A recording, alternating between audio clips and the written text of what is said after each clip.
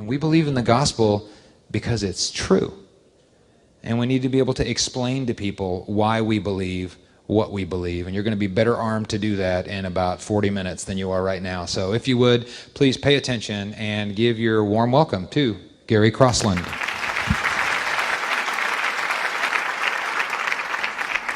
Well, got a lot to talk about. Not a whole lot of time. So here's what I'm going to do. I always start with a video, and that's what we're going to do right now. Let's watch that.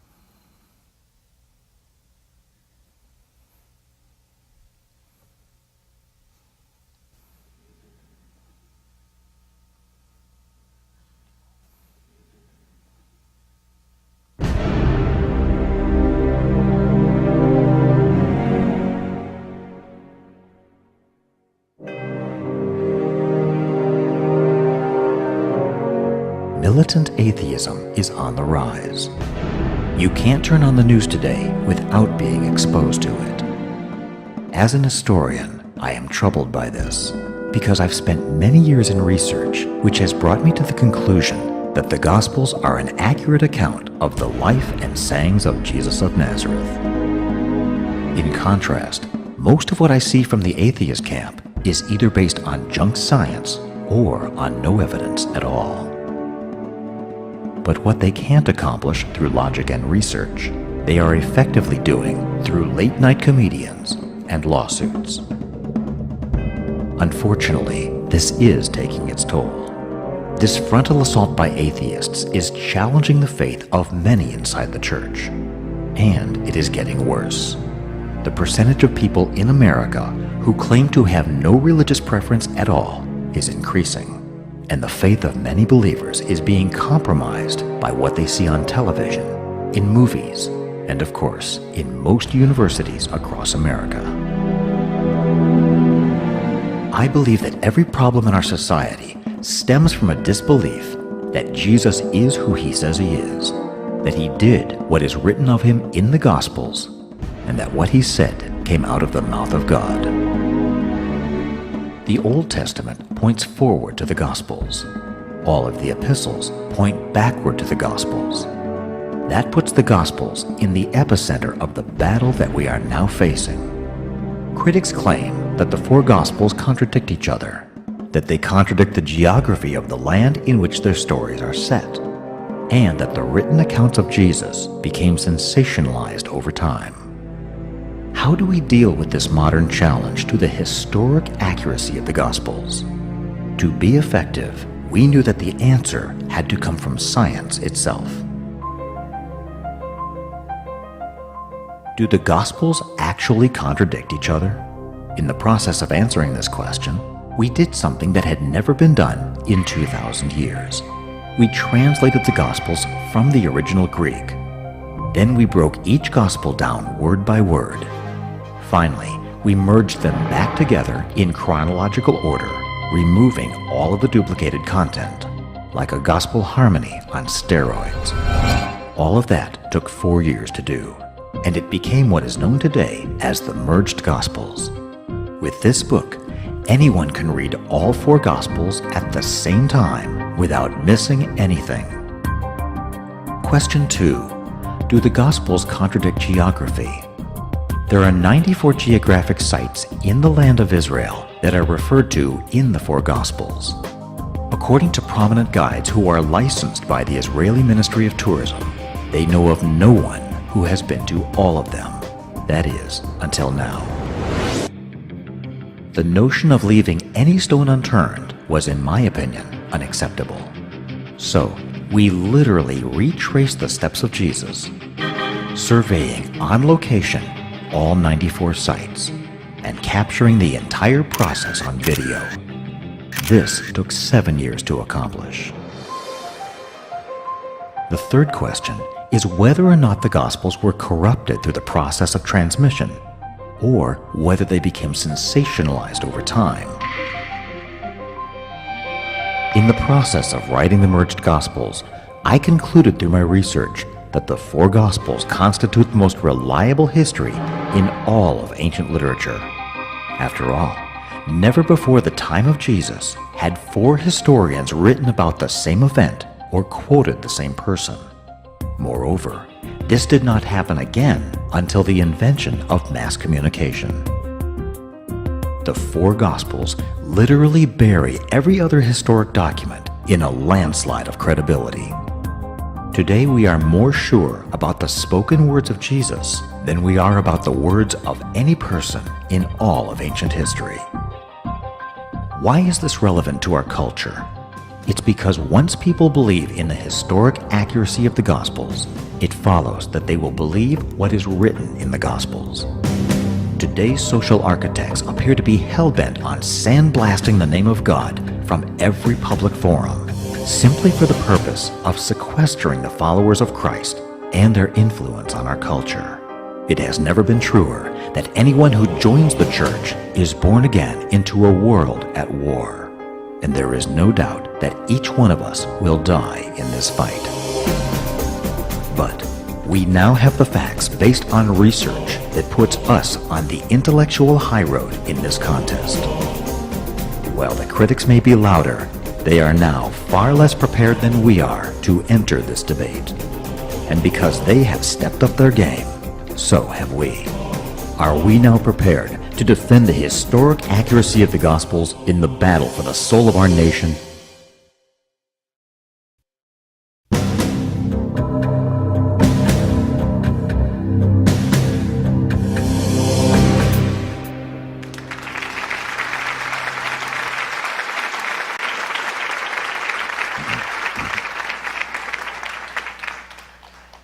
You know, throughout history, there have always been people who don't believe the gospel.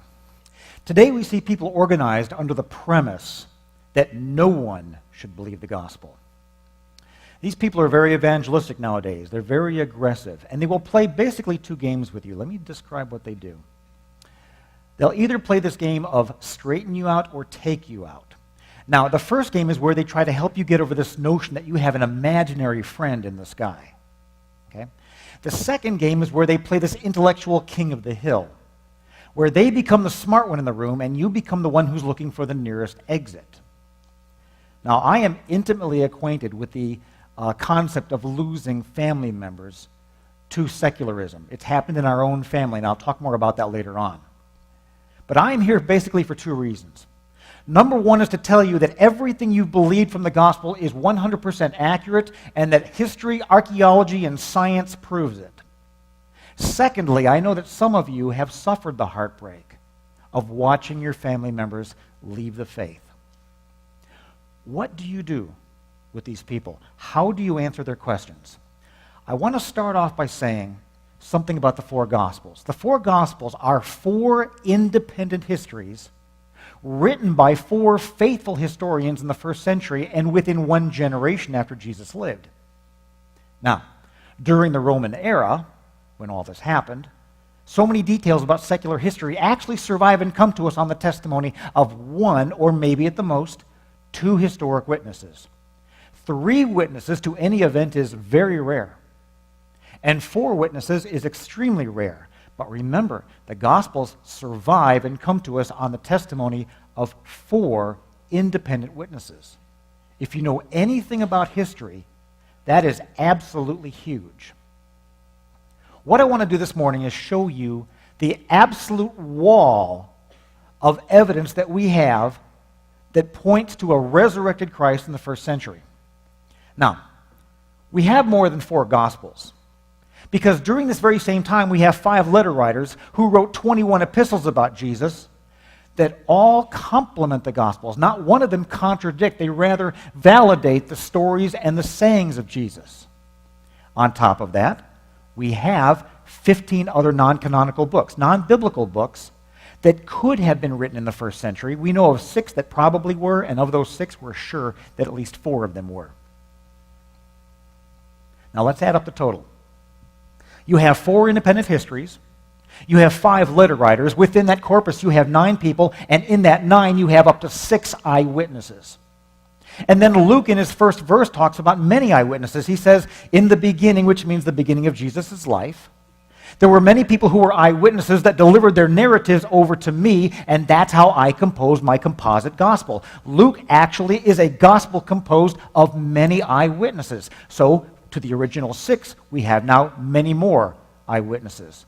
And then we have at least 4 non-canonical books.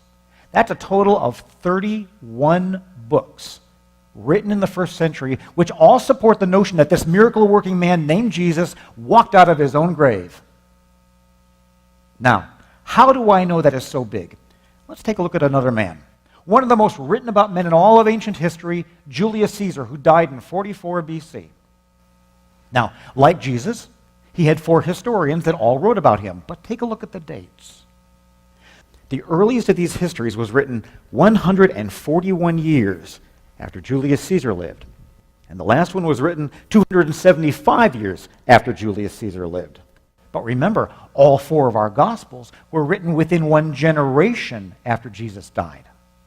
Now, how many authors do we have that write about Jesus within 170 years after he lived? Approximately 140. Compare that to Julius Caesar's 4. And you'll see where I'm going here. Something very big must have happened in 30 AD that created this much interest. The burden of proof is not on the Christian who says that Jesus rose from the dead. We've got all of our documents on the table. They're all face up. The burden of proof is on the secularist who says that 31 first century documents are all wrong when they support the notion that Jesus rose from the dead.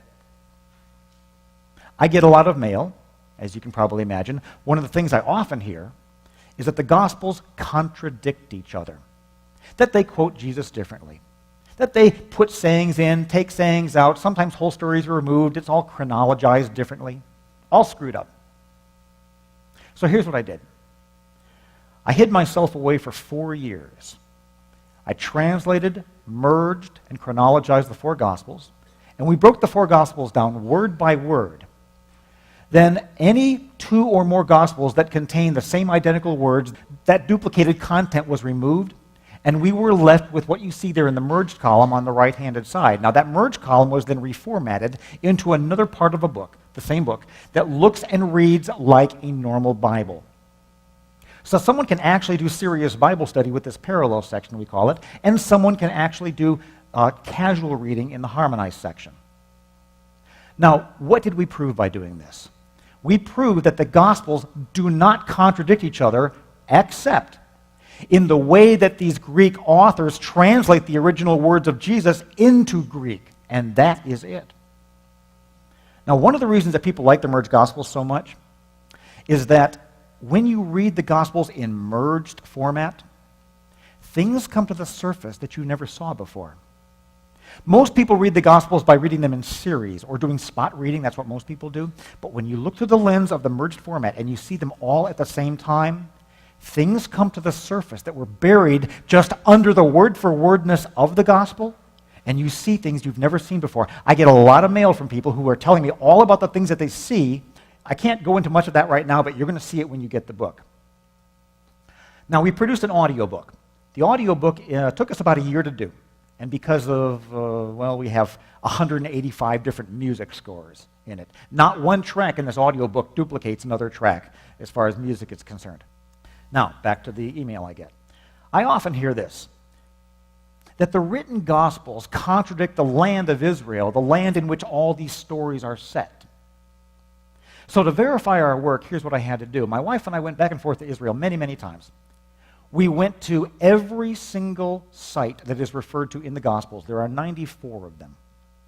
We went to every single one of them, spent time there, surveyed the land, measured distances, so we could come up with a plausible walking path and a plausible chronology of Christ. But most importantly, what we wanted to determine was whether or not the land of Israel contradicts the Gospels that were written about that land. Well, we actually came up with a little video trailer that pulls all these trips together.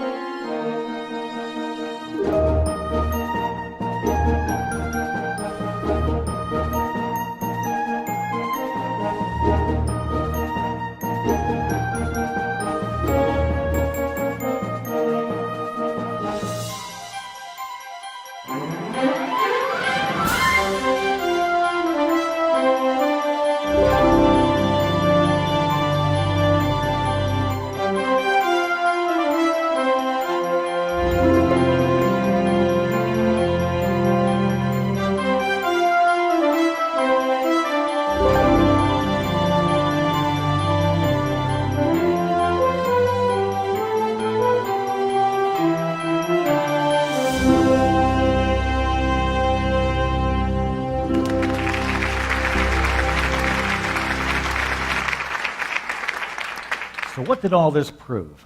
Well, it proved, to us at least, that the Gospels do not contradict the land of Israel. As a matter of fact, the land of Israel is a dead giveaway that these books are totally authentic. Nobody could have written a book like this or 4 books like this with the detail that they have if they didn't live in the land of Israel, if they weren't in the first century, and if they didn't know Jesus and weren't a Jew.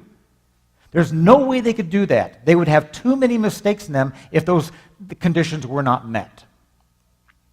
Now, I hear this mostly from amateurs, but it's out there and you're going to hear it, and so do I, that Jesus never existed, which I find rather humorous, considering the fact that there's more historic manuscript proof for the existence of Jesus than there is of Homer, Plato, Socrates, Buddha, Mohammed, Genghis Khan, Aristotle, or even Shakespeare.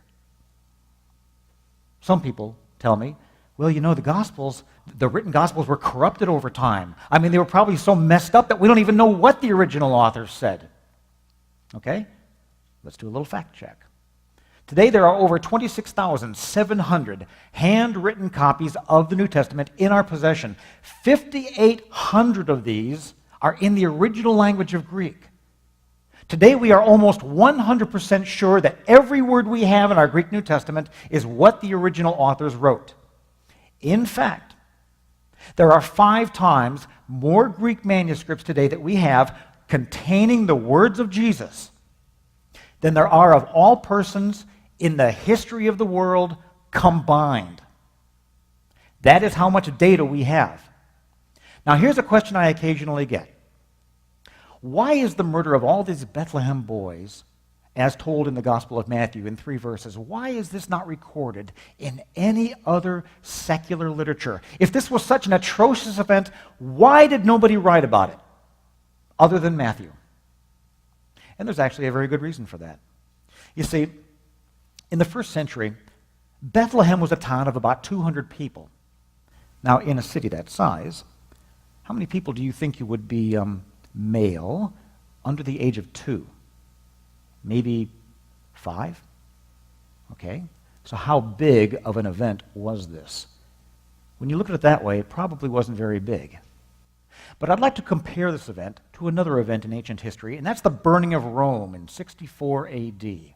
According to ancient historians, 50,000 homes were destroyed in this fire. Hundreds of thousands of people were left homeless. 70% of the city was entirely or almost entirely destroyed by this fire. It was a very big event. Now here's a question. How many Roman historians, professional historians, were alive in Rome when this fire occurred? There were 4 of them. How many of these historians write about this fire that happened under their own nose during their lifetimes? None. Not one of them. The first time you see this fire in ancient history was by a man named Tacitus, a historian in the 2nd century. He was 8 years old at this time when this fire, he wasn't even living in the same city, so he wasn't even an eyewitness.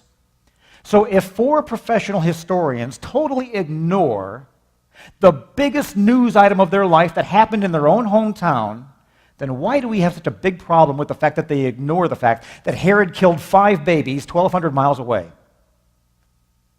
That's why there's no mention in Roman history of anything called a Bethlehem massacre. Now, I also get this even more often. Why don't we have any historians in the 1st century who write about Jesus? Well, just in case you missed the memo, we've got 4 of them: Matthew, Mark, Luke, and John, each one of them writing independent biographies, full books about Jesus. But I understand what these people mean. What they mean is, why don't we have anybody writing about Jesus who didn't believe in Jesus, like a professional Roman historian? Once again, simple answer. Crucifixion was a very common form of execution back then. As a matter of fact, Jesus was dying just like a common criminal between 2 thieves who died simply for stealing stuff. Let me ask you a question. How many of you have ever heard the life story of anybody who died on a cross other than Jesus? None. And you know why that is? Because when you died on a cross, you proved that you were not the kind of person worth writing anything about. And since this happened thousands of times in the Roman Empire, who would expect anyone to make a big deal out of a common criminal who died 1,200 miles away in a remote Roman province like Judea? Nobody would make a big deal out of that. As a matter of fact, Rome started to make a big deal out of Jesus when Christians started to become a big deal in Rome. Nero said that Christians were guilty of hate crimes. Does that sound familiar? So he killed thousands of them, and he took some of them and put them on poles and lit them up like torches to illuminate his backyard parties at night. Every so often we have science come to the forefront and proves what we have already known about the Gospels. For example, Matthew says this in Matthew 27:51, "And the earth shook and the rocks were split." Later on, he says in Matthew 28:2, "And behold, a severe earthquake had occurred." There's 2 earthquakes talked about in the Gospel of Matthew. Okay, say the skeptics, I've seen the YouTube videos. Some people, I think, get their education from YouTube. But they say, where are all the earthquakes? Where's the evidence for it? Well, that's what they said up until May of 2012, when this article came out. Now, I'm not going to read the whole article, but I'm going to tell you where it comes from. This is not a religious document now. This is a secular publication. It's the International Geology Review. And it reports, and I want to skip down here, they did some digging at the Dead Sea, 12 miles away from Jerusalem, and it says here, the very last line, an early 1st century seismic event happened sometime between 26 AD and 36 AD. Or in other words, the window of time in which Jesus died. Once again, you see science then coming to the surface and proving what we have always known, that there was an earthquake, and this happens over and over again. Here's another thing I often hear. Well, the Gospels were written too much after the life of Jesus. I mean, respectively, the Gospels were written 29 to 57 years after Jesus walked on this earth. They say, whoa, that's a lot of time. A lot of myth could have attached itself to the story. They probably got really goofed up. But you know what? It doesn't matter how long it took for the Gospels to be written. What matters is that the people writing it were eyewitnesses. Let me clarify that by showing you this. Here's a news report about a murder case that was solved after 27 years. Why? Because a single eyewitness came forward. Now, here's an article that came out earlier this year about a case that went cold for 30 years that was just solved, once again, because it was a single eyewitness that made this case winnable. Here's a 41-year-old cold case that was solved once again because the prosecution found an eyewitness who could give a testimony. Here's the granddaddy of them all. This just came out 3 weeks ago, by the way. A 73-year-old man was convicted of a murder that occurred 55 years ago. That's half a century ago. Why? Because of an eyewitness testimony. You see, even our courts recognize that as long as a person is alive, his testimony is valid enough to put somebody else in jail for the rest of their life. That's serious. Now take a look at this chart. The blue bars you're going to see here, that's the length of time in those 4 examples I just showed you. That's the length of time that it took for the crime to be committed and for the witness to come forward that gave the prosecution a winnable case.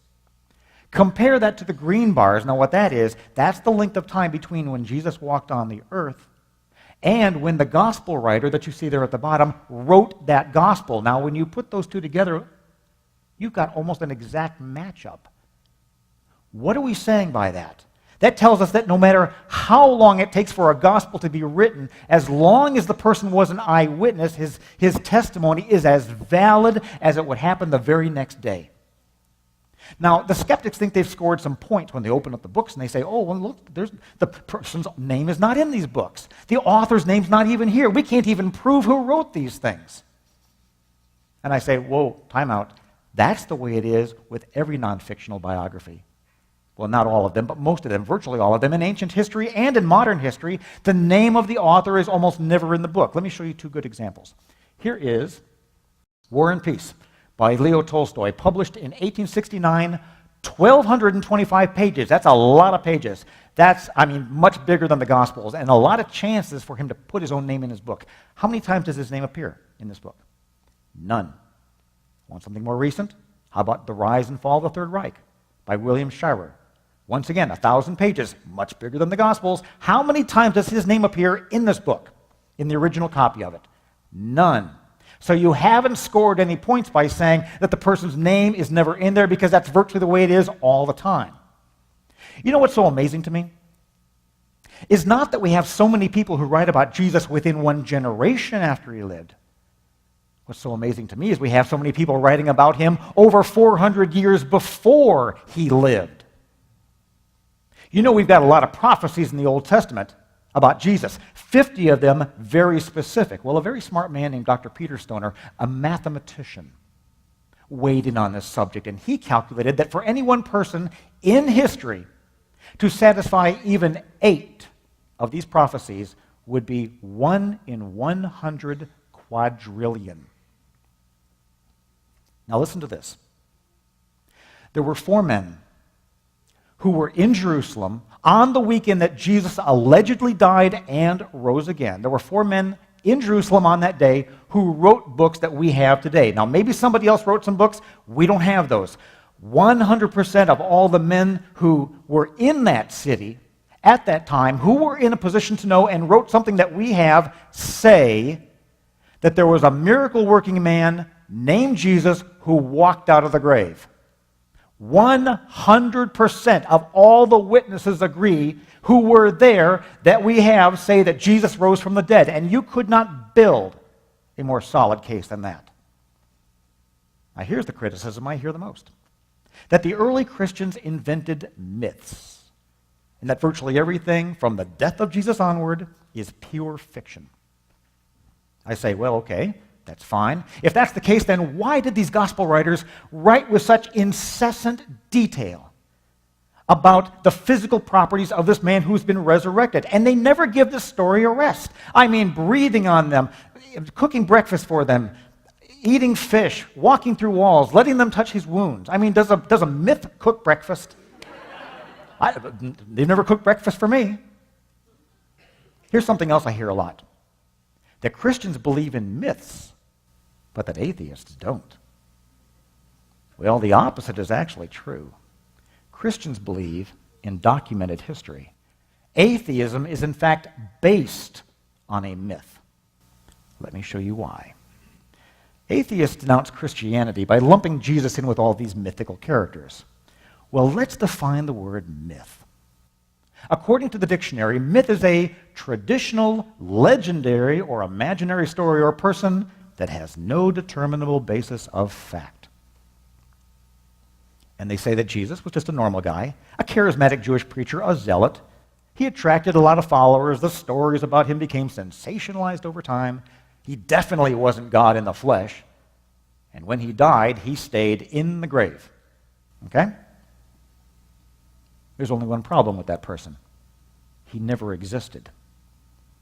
He is a totally fictional, made-up character. You see, there is no historic documentation anywhere in ancient literature to suggest that this normal man, Jesus, ever lived. And remember what the definition of myth is: to believe in an imaginary person for which there is no determinable basis of fact.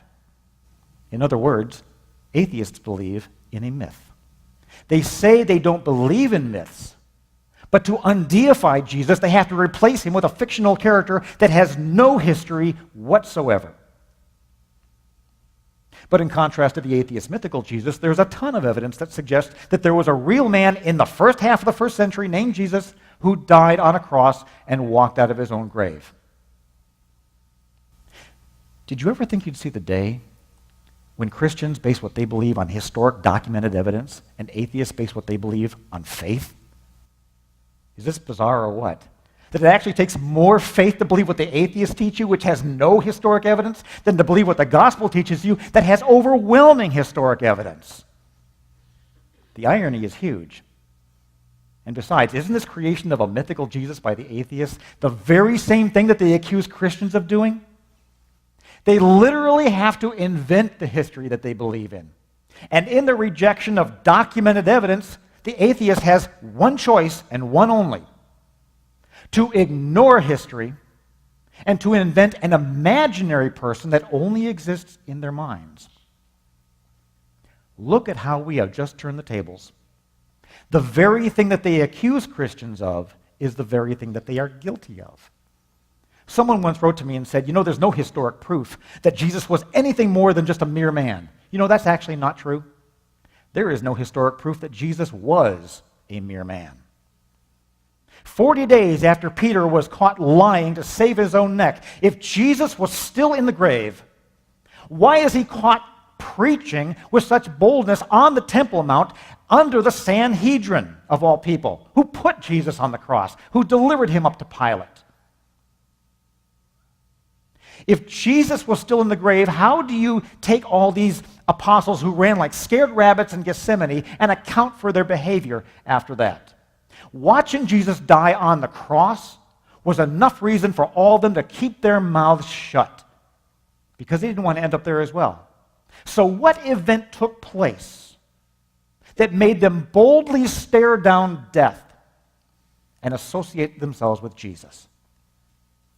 Out of 11 men, you might expect one or two to be foolish enough to die for something they didn't actually believe. But in the annals of history, we have 11 uncontested legends about the torture and martyrdom of these men. And for what? For a lie that they made up? Occasionally I hear people say, the Muslims die for their faith too. We have Muslims blowing themselves up all the time. No difference between the apostles and the Muslims. Same thing. And we know that what they believe is not right. So the gospel must be just as spurious. Okay, there's no comparison between these two. And there are 4 reasons why. Let me tell you why. First of all, the apostles didn't kill themselves.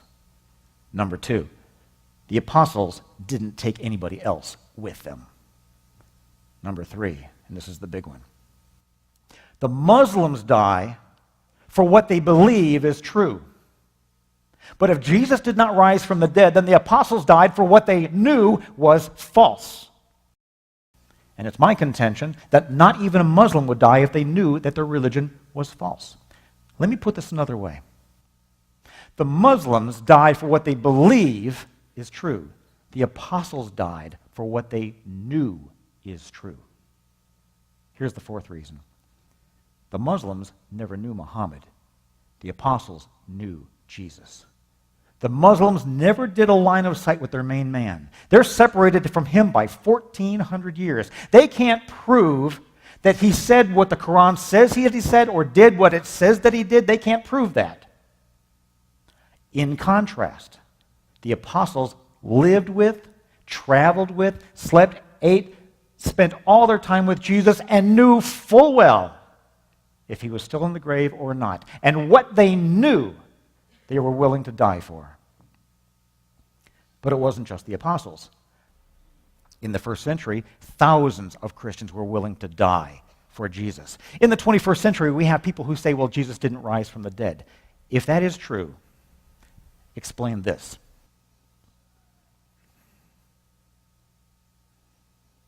When you look at Christians in the first century, you get the impression that they knew something that we didn't. How do you account for the evidence that something happened if that something never happened? I get to the most important part of my message today.